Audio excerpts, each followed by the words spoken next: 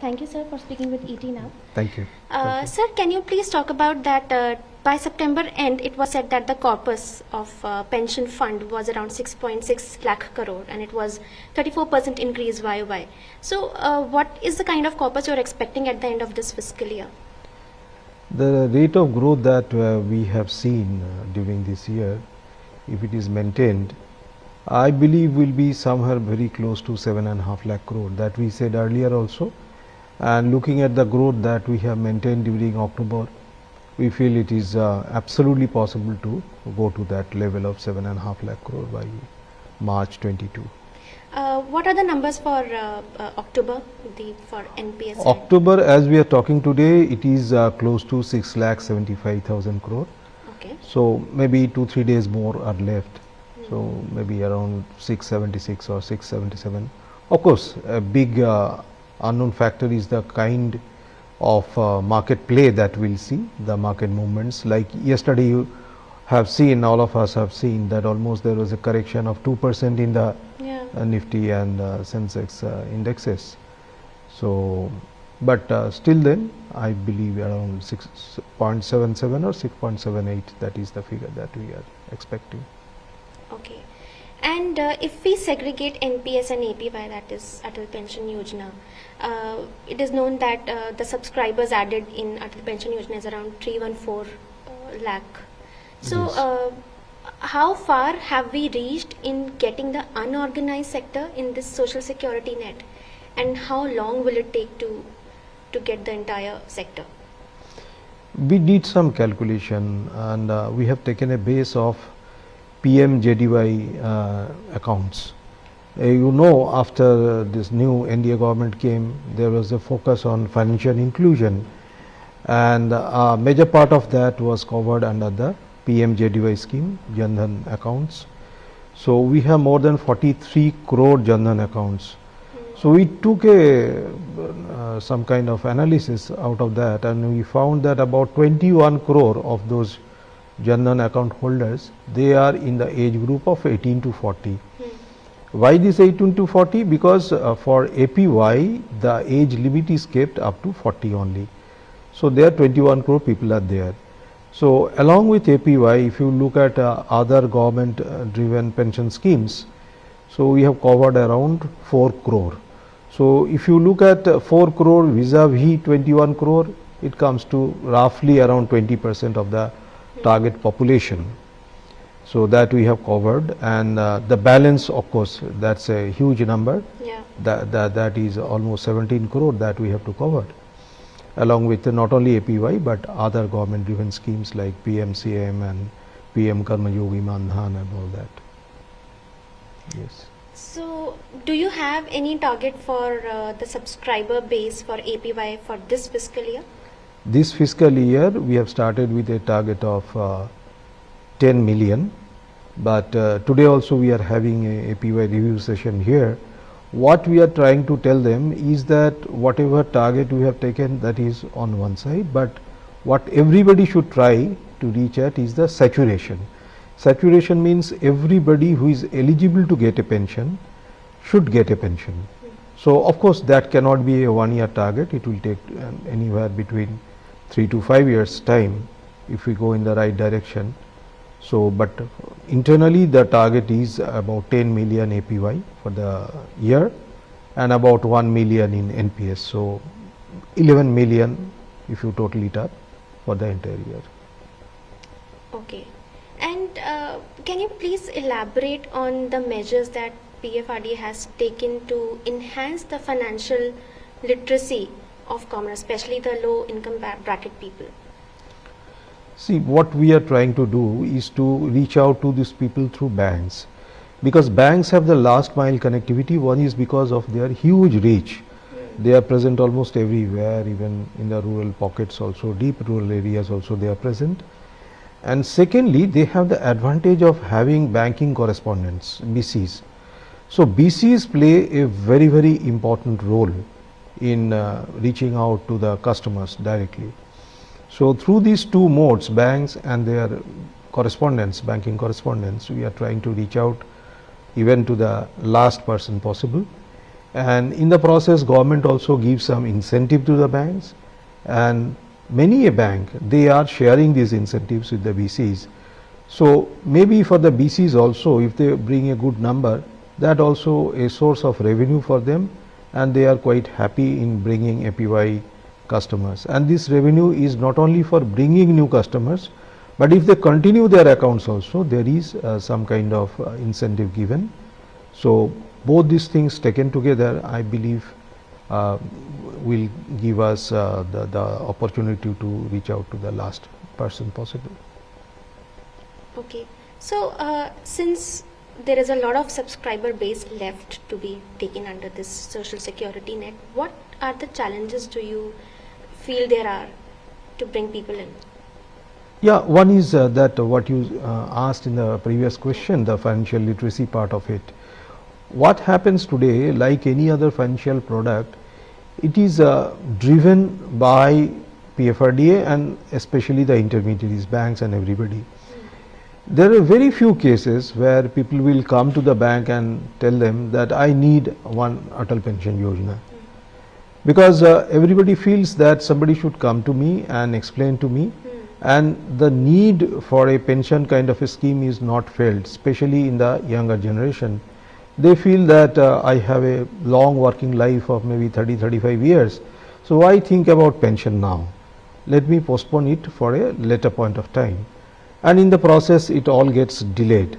So to bring that focus back to them is that 2-3 things are happening. One is that population is going up, and secondly the population is aging also. Today you see that almost 10-11% of our entire population is above the age bracket of 60 years, and that's a huge number. If you convert it into numbers, around 14-15 crore people are in that age group.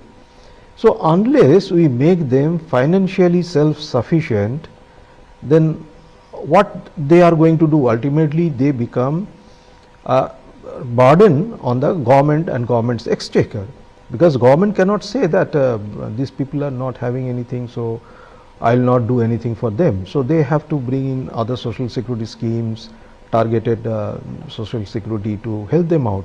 So what PFRDA in its own humble way is trying to give financial independence to these people, and we thought what better time it can be to start in the right earnest rather than this year which is celebrated as the 75th year of Indian independence, and you know the entire nation is celebrating Azadi Ka Amrit Mahotsav. So this is our small effort during this year, and not only in this year, it will be in the years to come also, to carry forward this effort to see that even the last person, whoever needs a pension, should have a pension. Okay. And sir, what has been the return of some equity linked schemes in the last 18 months? Equity linked schemes, if you look at last 18 months or last 1 year, equity has given a very good this thing, despite a huge correction during March 2020, what we have seen last part of March 2020, almost 40-45% it went down, but thereafter it corrected and corrected positively quite a bit. Of course, last few days we have seen some correction, but despite that, if you look at it last 1 year to 12 months to 18 months, we have seen a equity return of more than 50%. So, but we don't talk about small term returns, because small term returns can go in both ways because the markets are volatile. So normally we talk about long term returns, and our equity funds which are there in existence for more than 12 years, they have given a CAGR of almost 14%. Okay, sir. So, that's what I wanted to ask from my side. Is there anything else that you want to add? Yeah, I believe that now people are taking note of NPS. Certain steps we have taken. One is that this online onboarding processes, we have made it very, very easy. And actually when Corona struck, we thought from the regulatory body side that we should make it very easy so that people even sitting at home also, they can onboard themselves without going out physically and going to bank branches and all that, because people were avoiding that. So we made it now so simple that people can onboard from their home, and as a result I am very happy to state that during the first wave or during the second wave also, last almost 18 months since say April 2020 till now, not a single month has passed when we have seen our NPS numbers have really gone down as compared to pre-COVID levels. Many industries you have seen or you have heard, and we have seen media reports also, their numbers have really suffered quite a lot.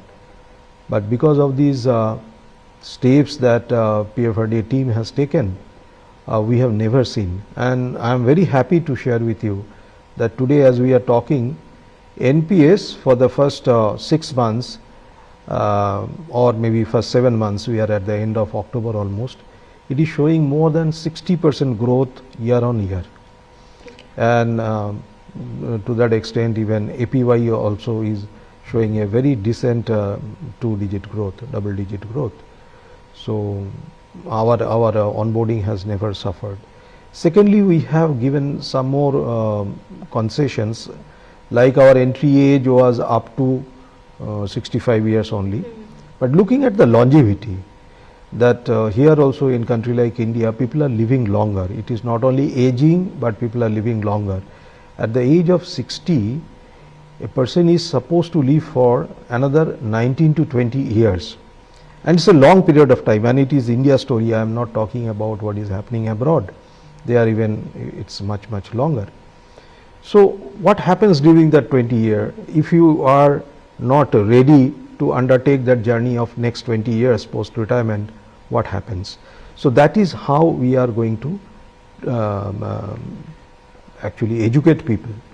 So we have increased the entry age from 65 to 70, and last 1.5 months I am very happy to tell you that more than 800 people in that age bracket also, they have come and joined the NPS scheme afresh.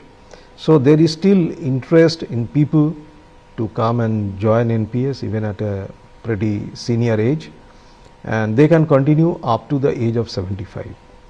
So this also has given lot of benefit to people, and I feel the way slowly people taking notice, and I thank the media also, because like today you have come, Itimani, so media houses are also giving lot of discussions, analysis, reports on NPS, APY and all that, and that is slowly catching the notice of subscribing people. Okay, sir, one last question from my side. It was said that PFRDA is now trying to invest in IPOs with some conditions, of course. So plans to invest in startups too?